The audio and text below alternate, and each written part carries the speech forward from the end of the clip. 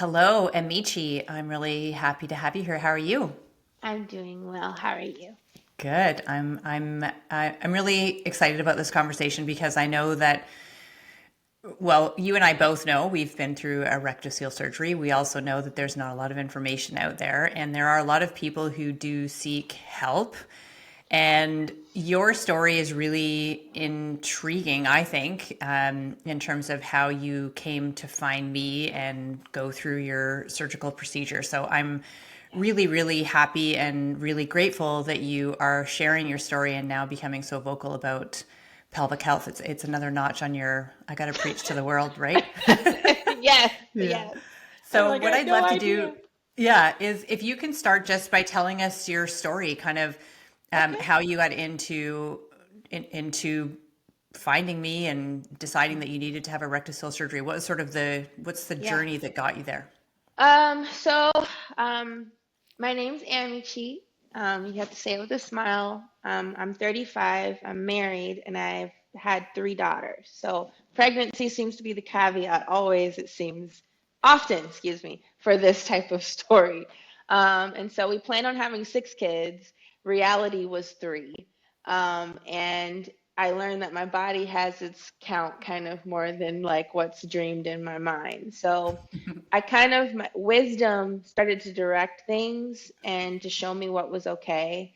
And so with each pregnancy, they were very different. But my last one was the hardest. And I was 33 when I had her. Um, and so I consider myself to be like a little Christ-like one. So like I believe that faith kind of helps me through my restoration health journey. And like he kind of helps me link each piece and each person that's supposed to be kind of the caveat to help me get to the next. And so in my faith, I began to like pursue bitter herbs, detoxing food, colon, gut cleansing, and then like just balancing the body. I got into some alkalinity stuff too. And then what was left over was my vagina, like that I needed to attend to. And I was like, wait, what are we doing with that? Like I didn't even know I had to do anything. But the third pregnancy showed me that like during that pregnancy, I had hyperemesis and obesity. And I hadn't done any of those two things in my first two. I was also younger, but I had made a decision like I was gonna have this baby no matter what my body was kind of saying. And I'm learning you run into a lot of issues when you get into that mindset. And so I noticed that I was feeling symptoms that were very like vulnerable and like emotionally taxing down in the vagina area, and my body was just not supporting itself like it always had. And so I began to pray, and my journey kind of began from there. And I learned and experienced like a lot of success by starting to ask questions and look for people who were good and aware of what they were doing for their body, but also helping to support other people. And so, kind of gaining this awareness, I started looking online. And while I was going to pelvic floor therapy, for someone who could help me through this journey once surgery was put on the table in a non-fear way, and I had done the due diligence with pelvic floor therapy. And once I did that, I found you. And then I was also told that not only was I getting a rectocell repair, but I was going to be getting a cystocell repair, which I guess we didn't know was happening in the midst, and also a perineum repair. So I had all three fixings done, and you were a big part of that surgical confidence going into that next journey that I didn't expect. Like I had already prayed, like Lord, I don't want to have a pessary in my whole life. I'm 35. Like how long am I going to have this thing I have to maintain? I didn't know it meant I was going to get surgery for the pessary to be removed. So Right. that's my story. Yeah. Yeah, Hmm. yeah. Yeah, that's so interesting. So I guess I want to go back and just Yeah. touch on the detox piece actually. Like Okay.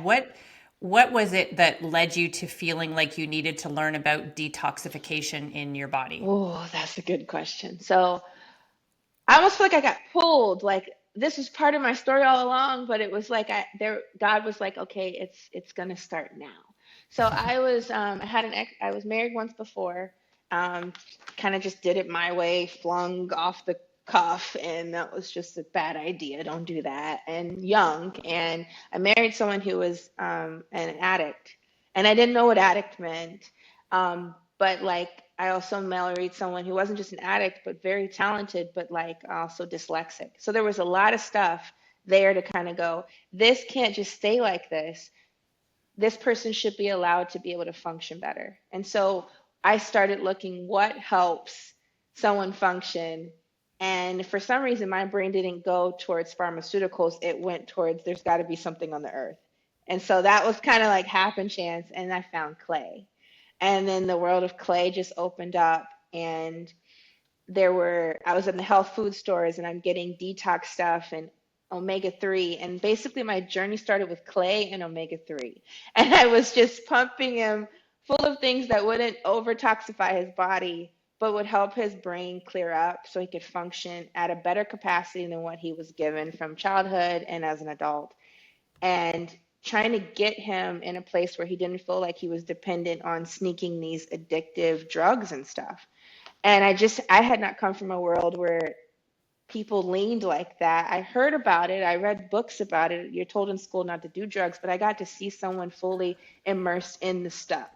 And I wanted to help. And so my journey started from like a very close relationship that needed something, and I thought maybe natural things could do it.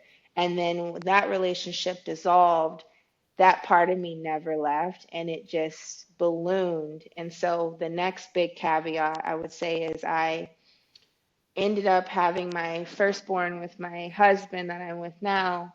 And this was very much intentional. God led it. I knew this was the one God had called me to. That's a cool story. But right after I gave birth, the 6 week postpartum OB check, the results came back with HPV, and I was high risk, and I had to get a colposcopy, and I'm like, and they were basically like, you're at stage 3, 2 and 3 with some of that, and like if it's 4, that's cancer. And I'm like, HPV? I heard about Gardasil, but like I can't believe this is actually happening. And so I found out that like men can be carrier for like up to 5 years. So like it might have happened with my husband from like his past. And we're both doing this intentional walk with God and all this. And we're like, what? And he's like, you're not going to die. We're not doing this. So what do we do? And I learned about alkalinity and alkaline foods and how the body cancer cannot survive in alkaline state. But interesting enough, the vagina survives better in a acidic state. So like everything else in our body wants alkaline, but our vagina doesn't. So that's a whole different story, but just interesting. So I started beginning that journey and I switched all our foods because it needed to not only die in my body, but it had to die in his. And they wanted to do a leap on me. So I said, give me 6 months. Let me see what I can do to get this, because it's an immune weakness that this thing even flares up. And after pregnancy, your immune system is low.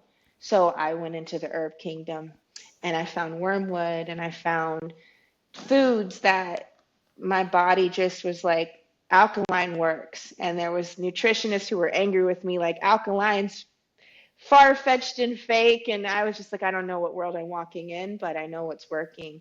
And after the 9 months, I went and got a colposcopy redone and I was cured, like I didn't have it anymore. And the doctor couldn't even believe it. She's like, what did you do? And I'm like, I went alkaline and I did some herbs and I took beta glucan and I did real expensive supplements, but cancer is more expensive. So I was willing to put my money towards the supplements. And I fell in there and never came out. Wow, So, that's so interesting. And mhm. so just for the people that don't know who are listening, can you, you said a LEAP procedure. Do you want to explain what the LEAP procedure is? Yes, something I didn't get. Yes. So basically, they go in and they cut out the little pieces of compromised tissue in your cervix, which is what you use during pregnancy to keep the baby in. So it's supposed to regenerate, supposed to, and they can't guarantee that. So it could possibly compromise your ability to be pregnant or hold a pregnancy later because this is all could be. And I had a psychiatrist actually tell me, and that's not her field of study. She said, this is off the record, but don't get the leap.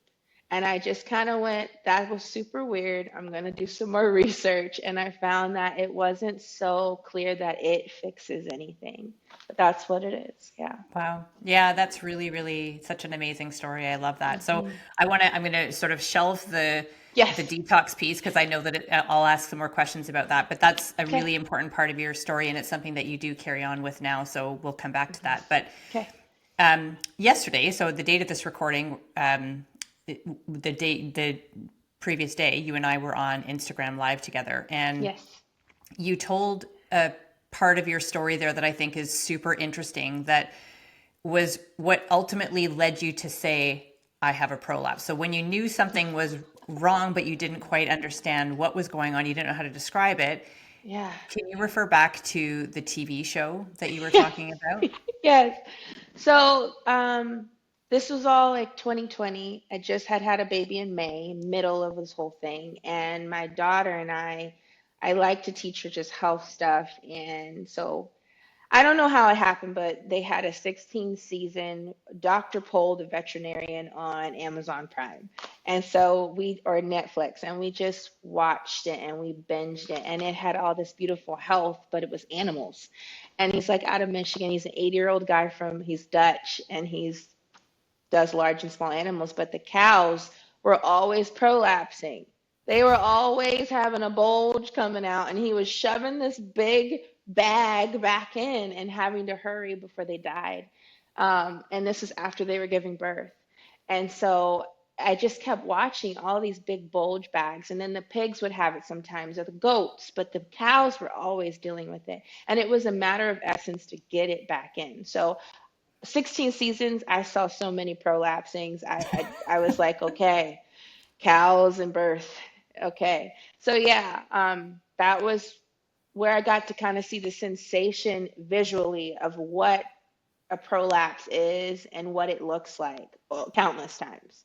So yeah, that's basically what happened to me. So then I had sensations that were going on. I had water falling out of me from the pool play 2 days prior in the kitchen with my mother-in-law, and I'm just like smelling it. It's water. It's not a fluid from my body. And I'm like, why is stuff falling out? My Diva cup, I could no longer hold it in. And I had switched to the mature post 30, post baby one. And it was just, I couldn't use it. So I just switched to diapers and like, Depends. And I was like, this is just how it is. And we'll move on. But then I started subconsciously just putting my hands flat and pushing up against my vagina like the bone. And it just gave me a sense of well-being to kind of like push through the day. And it was like a bulgy, heavy feeling. And it was just a nuisance. It wasn't strong enough and consistent enough for me to like, I need to handle this right now. It would come and go, come and go. And then the lower back pain started, and that was just staying. And so one day, my husband and I were just driving back from like counseling or something, and I did that push. And for some reason, that moment, the cow, the big bulging bag, the pushing it in, the bulge that I felt I was pushing in, all connected. And I just said, honey, you need to take me to the emergency room. I think I have a prolapse, but I don't know anything about this world. So he took me straight there, and the OB doctor looked in, and he was like, not the OB, the ER doctor looked in. He said, yeah, you do have a prolapse. I don't know which one though, so we need to get you referred to the OB. And that's where it started. So yeah. Yeah, Oh, I think that's cow. such a yeah, I think that's such a cool, oddly enough, it's It just a funny is. it's a funny story, right? And It the is. little things that we don't think are a big deal at the time, and all of a sudden it's Mm-mm. just creates this light bulb moment for Mm-hmm. you later on, right? And I felt led to watch the show with her. And my daughter was 2 then. She's 6 now. She loved the show. And so like I felt like it was something we needed to watch. It was enriching. I learned more about like what I needed to take for lactation because I'm a hyperlactator, as far as milk goes, breastfeeding. So like I learned so much, but I did not know that later I was going to have this large epiphany that was going to like change the trajectory of some things with Yeah. my vagina. So yeah. Okay, so you go to Yes. the ER. Yes, you have a prolapse, but I'm not sure which one refers you on to an OB-GYN, Hmm. and then take us from there. How did you Yes. kind of get the diagnosis and what Yes. did you do? So the first OB was really fearful. I was 35 and I was coming in for something I guess most women in this area in Wisconsin only come around in their like 50s or 60s while they're after they're done doing child rearing. So she was just shocked that I was there, so body aware and in the geriatric period of time. So it was like, let's get you stitched up, let's get surgery now. She didn't tell me my stage, she didn't tell me anything. She just said, you have a recticell, and let's get you on that table. And I just politely switched OBs. And I found one whose husband was a colon specialist, which I told you I love the colon. And so she just had both worlds together just in her heart. And she was politely told me what stage I was in. And by then I had read your website. So I knew what to ask a little bit, but I hadn't finished. I just had to get moving. And so she told me I was stage 2. And after that, she just was calm. It wasn't about my body. It was, do you plan on having any more kids? And I said, I'm 90% sure I'm done. But for me, as far as faith goes, like sometimes there's surprise babies that just need to be on this earth, and I'm like, I'm pretty sure, like 90, but I can't account for just things that I feel like God has His hand on. So she's like, okay, well, let's get you into pelvic floor therapy because stage 2 is totally like life managing, where you won't have to get surgery and probably repair some stuff, but you're going to have bowel management through this whole process. You're going to need to learn how to keep on top of that and your hydration, but we're going to get you into pelvic floor therapy. So I just danced myself over to the pelvic floor therapist, and I was with her for about 9 months, with like a little break in between. And I built a wonderful relationship with her where there was just a level of trust. A lot of sexual trauma actually got healed during my pelvic floor therapy because there's so much addressed there, even with like how to breathe properly. Like I didn't realize I was such a shallow breather and I was a chest breather. And you can't do anything for pelvic floor therapy breathing from here. Like even an efficient bowel cannot be executed without breathing from the diaphragm. So she was addressing many things. I was crying in there sometimes, but we were addressing the prolapse. And I got a lot of confidence in my muscles doing what they were supposed to and understanding how vital it was. 9 months is a whole course. Like that's a certification almost if I like had done a class. And It's so growing another baby. it is. And I didn't know I was in that place where like this became like I'm like, I'm waking up. And what I realized was that I had dysfunction in that area, but then it was connecting to my diastasis recti stuff from the past. And I was just realizing how my body was supposed to function and how much it hadn't been functioning. So crazy stuff was going on in there. Miracles were flying all over the place. It was amazing. So, Yeah, I think yeah. I first like the part of that that I like the most is that there was this calm demeanor from your doctor, and also that she recommend. I think it was you said it was a she. Yeah, Yes, and yeah. that she recommended pelvic floor physical therapy as the first line of defense. Like that is I don't want to say it doesn't happen, but it's not the norm yet, and hopefully it becomes the norm. But anyway, so Yeah. you and then thankfully the person you referred to was amazing. You have this connection. Hmm. It's an intimate therapy. You need to be in Yeah. a place where you trust and feel comfortable with this person, and Yeah. had a lot of transformation happen over the 9 months. What were some of there was some manual Yes. treatment, looking at your Yes. breath, that type of thing. What sort of Yes. exercises, or what was sort of your homework or home protocol that you were doing? So I got a pessary right away, and they sized me, and I was like a size 5. And I don't know how far up the pessaries go, but there's many shapes. Some that don't allow like intimacy, and some that do. And they usually go low with the ones that do when you're younger. And like 70s and up, they have the ones typically that just close the whole area up and hold everything where it should be. So had a pessary the entire time, and then I was doing the exercises, and then she would have me remove the pessary for up to like 3 days to like a week at times when she felt like I was showing progress, and then let me know when I needed to put it back in if there were symptoms that called for it. So I started getting longer, and the longest I went was like 10 days without my pessary. And then finally the backache started again. So I was like, okay, I have to put it back in. But in there, she had me, she called it opening the gate and then closing the garage, I think is what I ended up saying. That one worked for me. So like when I'd open the gate, that was exhale, inhaling, Yep. opening the gate. And I didn't realize I was actually breathing like in unison, which is wrong, like inhaling and pulling my stomach in. And that's not how we breathe.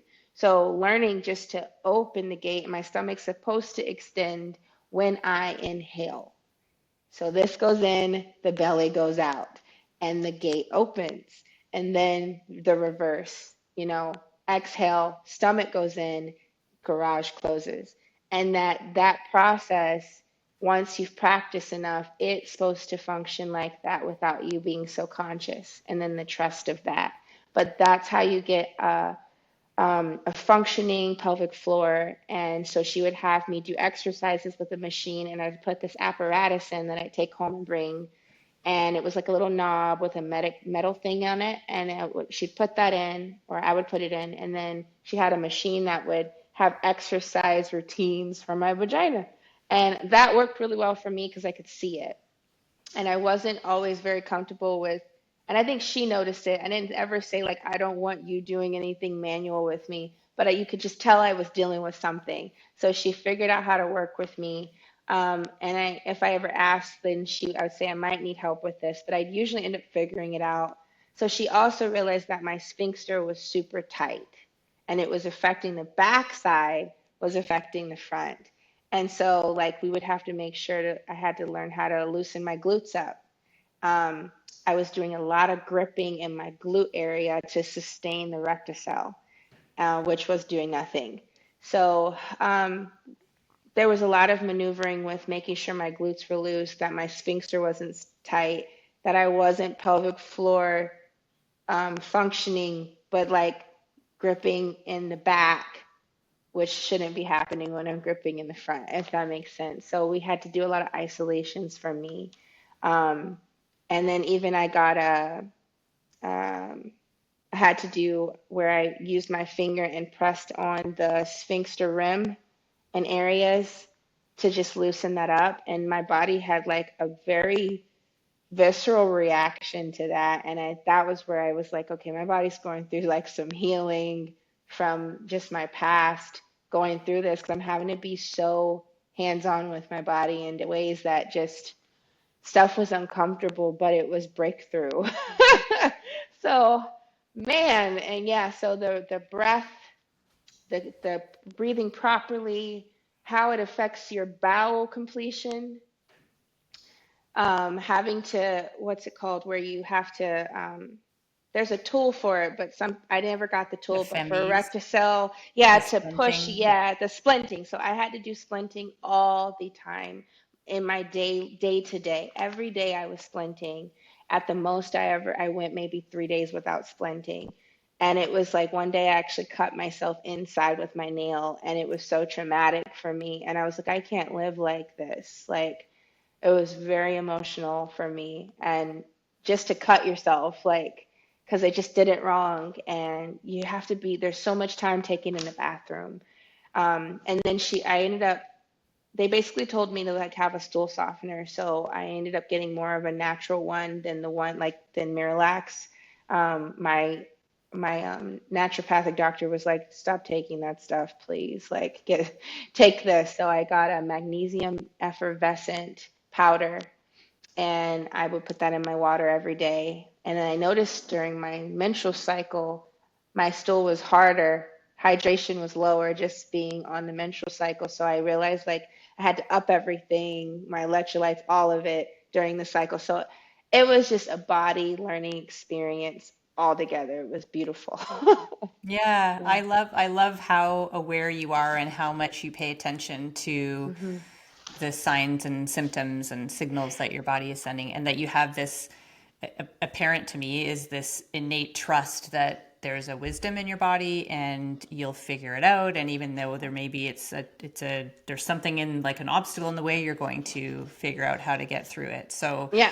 I guess with all of that, then, so at what point was with the pelvic floor physical therapist, at what point was surgery now something that you were considering? Yeah. So, um, I think the day was like I'd been going to her regularly. Like I was going once a week. And then sometime, once a week. And then, I mean, this is for months. And then she just, before I went to the appointment, I just remember being exhausted. Like, I want things to get better. I just got resized for the same size pessary. Like, like if it's time for surgery or what, like I'm ready. I'm just ready for something different than this. And I went in that day and she just like does like a review sometimes so we don't do anything but talk. And she just said, so I don't think this is your muscles. Like we've gone through so much exercising and your muscles are strong. She goes, I think this is your ligament and we can't strengthen that. And that word hadn't been used because I knew fascia tissue. I had looked at the diagram and been explained like what was weak and why it was happening. And so I had to kind of translate ligament. Are you talking about the fascia tissue? She goes, yes. I think that it's that. I don't think it's the other one. So I want to recommend you to the surgeon that everyone goes to if they do surgery, from this process. But I'd want you to talk to your Dr. Milo and let her know that I'm recommending it. And I said, can you write a note? She goes, but Dr. Metzler's been really good at fixing these, and I think it's time. And I just was shocked, but I wasn't scared anymore. Like when I had heard it from that first lady, like it was like, is there anything else we can do? It was no fear at all. It was like I had been catapulted and didn't even know I had been moved to another place. So I was ready. And so I went through the process, made sure she notated what she needed to so I wouldn't have to do any convincing. Went in and she had to do like a pre-op screening to send me to the surgeon doctor, surgeon OB, because she didn't do that surgery. And so she went in and she goes, oh, I see your bladder's coming down a little too. Hmm. Well, we'll probably need to address that also. And I'm like, wait, what? She's like, yeah. So I'm like, all right. And I said, is my perineum where it should be? It just seems like everything's just really off. She goes, it looks fine. So then she sent me to Dr. Metzler, and Kelsey, that's the pelvic floor therapist. She's amazing. Like, I don't know where she came from, but she's amazing. But I went to Dr. Metzler, and then he went in. He goes, "Yeah, your perineum's off. Um, yeah, your bladder's it's less progressed than your rectocell. Your rectocell is pretty progressed. So we're gonna get you all stitched up when you want to come in." So I scheduled it 2 weeks out, and I was working part time as like a teacher at a Montessori. So I said, "Listen, I gotta go. I gotta get my vagina fixed." And she actually had a rectocell back when they did mesh like 20 something years ago, and the mesh had migrated, then disintegrated, and she got like 10 grand for the lawsuit. So she wasn't very sure if this was going to work out. So I needed someone who was a little more encouraging than that. So that's when I reached out to you. Yeah. Yeah, I love that. And so kind of multiple opinions along the way, seeing the pelvic floor physical therapy, having her present, that I think we've done everything that we can do and we're kind of at this stage, and then you have a choice now. You can continue managing or move to the next option, which is surgery. Yeah. And so you So make the ready. decision, you meet the surgeon, 2 weeks later, you have surgery, but in the meantime you had already found me and you booked a session with me kind of to get you ready. Yes. So what did you find most helpful about that process, or was there something in particular that you learned during that initial consultation that helped you with your So surgery? I would say that it was me talking to someone who had had the surgery and was 2 years postpartum plus. I needed to see someone on the other side. And so, like, just you talking about yours, you know, not like just your um, clients that you've worked with, but yours, and the post-op prep that worked and didn't work was really vital. So like the pelvic brace was a big deal. I wish I'd gotten a better size. I had size too small, but I understood why I had it and I did use it. I just had to modify it a little bit during the surgery, post-surgery time, just to not grip. So like you had these little things where it was like, I thought this might have worked. It didn't. I didn't barely used it. And then there was where this, I wish I had gotten sooner. And those things really played a part for me. And then I think the arnica and those holistic ones by Boreon or something, I think those actually did a lot. It was just so smooth that I couldn't tell because I was taking the diclofenac, that they'd given me, but I was going pretty big gaps, and I think it was from the boron holistic stuff. And so I did the things that you had, said worked. I would have loved to stick to the bone broth, the soups more, but I also didn't gain weight during post-op, and that was partly because of how you shared how you managed your food. And so I wouldn't have even thought about how to manage the food because I didn't realize a lot of people post-op gain weight because you're doing just a whole different way of life. And like you showed how you were maintaining the healthy parts about you while something was mending. And I even got the red light therapy, but I didn't get the one you got. I wanted to, but I was like, I need something now. And my husband's still trying to figure out, do we want to buy this one? So I got a lamp that I could just position and put it where I wanted to lay down. So you had just these that didn't wasn't actually a thing I used. And then like I forgot what it's called. It starts with a C. Calendula cream. Mhm. You said you didn't use as much, but then there were things like, man, I wish I got that sooner, or like this really helped heal. And then you just shared a whole body version of how to take care of this. And then your time schedule for what real healing is, because the success rate for this is kind of like not where we'd like it for erectile cell repair. What you shared was like, this is more of a 6 month post-op recovery, not what my surgeon had shared, which was like 8 weeks, 6 to 8. And if you're feeling better, you can go back at 6. And he did tell me like, hey, with the whole recapping and everything, you should wait till 8. Use your whole time. But I knew because I had talked to you, this is not an 8 week game. This is Yeah. way further than an 8 week game. And I'm going to have longevity with this surgery recovery and a lifelong benefit more doing it this long game. Hmm. So you were the only person I had heard from that said, like, this is not short. This is 6 months. You need to really dedicate. So you have this big, rockin', volleyball slamming success point. What role did you, I'm coming back to your detox now, did you do Yeah. any specific detox protocols while you were preparing for your surgery or while you were recovering?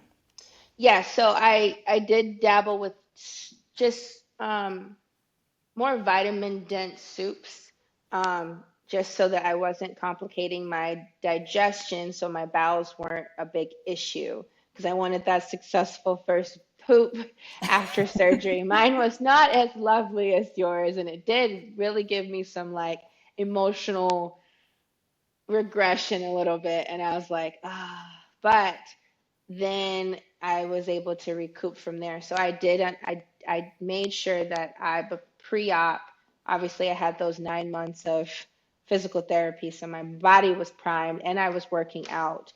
Um, 10 minutes to 12 minutes every morning, like hit workout. And my body just really liked that. So I was keeping those up all the way till surgery. And so I felt strong. I felt healthy, but then my food, I kept it as simple as I could. And I'm more of a carnivore diet eater, with like some antioxidant supports and like I call astringent foods like kimchi or like sauerkraut. Like I'm more of that diet. So I really tried to keep everything like easy digestion foods or foods that promoted bowel movement. And that really helped. Sometimes I was really hungry and I ate something I shouldn't have post surgery, but it was very rare. and then I got back on track. So yeah, I kept it easy digestion foods, I would say, for me. Awesome. Before we wrap up, we're getting near the end, but I want to now, how far post-op are you? How are you feeling? And, what has been your return to kind of, activities of daily living and Yeah. exercise, that type of thing? Yeah, so I am 5+ months post-op. On the 11th of November, I'll be 6 months. So we're coming up on 6 months, which I just realized. And I am doing like a light, brisk jog, very light, like a slow pace jog, like where it's like, is she jogging or just walking or heavy? But I'm able to sustain it, from like, 1 to 2 light poles apart. That's kind of how I brace myself like that. And I'm walking every day in the morning, just around like a couple of blocks without fatigue. I have a desire to jump, and I'm jumping sometimes. I've done a full out sprint already. It was raining and I didn't plan on it, but it did happen. I'm gonna keep that down to a minimum right now till I get, further out. But I got to see that I could do it, which was amazing. Um, I'm able to support like a squat without feeling like anything's falling out, which is amazing. So I can do like, I don't know any other mothers, but like the squatty potty with your hands when they need to go and you're in random spots. Like I'm a champ. I can hold it and I'm not fatigued and I'm not thinking about my back or like something falling out of my vagina. And it's amazing. Um, Intimacy wise, like things are moving really well there, and I'm sometimes I have days where I'm like I feel like I'm gripping and it's just everything's tight, but I'm learning to really get into like massaging out my glutes and stuff because a lot of it seems to be I've gotten to an old habit of gripping in the glute area, so I'm learning to really keep the stretching exercises and rolling out the muscles is become like very much a like a almost a daily joy, almost there. And the whole managing my bowels, because that's really important for just long-term prolapse, keeping prolapse away, is been more smooth. So like I just kind of do it naturally now. It doesn't feel like a chore. But I do see my pelvic floor therapist, but the appointments are spacing out because I have less dependency on her. So that's been cool. Like I love her. I'm gonna miss her, but as those things get more and more widespan, that's actually a success point. So I'm seeing her like once every 3 weeks right now, and knowing when to cancel because I'm doing fine. But just recently, last week, and this will be the last thing, is I started going into my old breathing pattern, shallow breathing, not synchronized properly. And I had to go back in and let her know like something happened and I don't know what it is, but I'm having trouble with those good bowels. And I'm noticing I'm feeling a fullness in my vagina. And she was like, "Oh, you're gripping with your butt again. All of that's tight." So she just showed me, and I felt equipped again. And I'm like, "All right, I'm in here." So I'm feeling much better. But the recovery was like 2 days once I had the knowledge and the reminder. So that's my life now, and I'm eating healthy. I really didn't gain any weight post surgery because I followed the expertise of the experts, including yours. So there's success on this end. Yeah. Yeah. And you're one of those experts there as well. You're the expert of your own body, right? Yeah. And Yeah. so I think, everything that you shared in terms of your body awareness is is really impeccable, and it's brought you here and it will continue to carry you forward. So I'm really proud of you. I'm really Thank excited for you. you, and yeah, super grateful that you Thank shared you. your story. Yes. Can I say one last thing? Because I just Please. remembered it. For anyone who's considering the surgery or they're about to head into surgery, like you've got a surgery date, or you're hesitant. Once you do decide to get surgery and then you have it, make sure that you can actually pee before you leave the hospital. Not it fell out of me, but I got the pee level down. Like they need to see that you can pee after.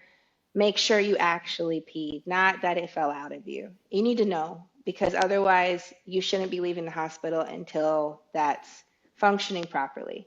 Otherwise, you're going to have kind of the rough parts that I had that are unnecessary. So don't leave. You know your body. I second guessed myself and I didn't push. Don't leave until you can really pee. That's all I have to say. Yeah. You'll thank me later. Where can people find you if they wanted to learn a little bit more about what you do from a detox perspective? You can find me on Instagram. That's the only platform I have like a lot of data there at detox underscore with regard.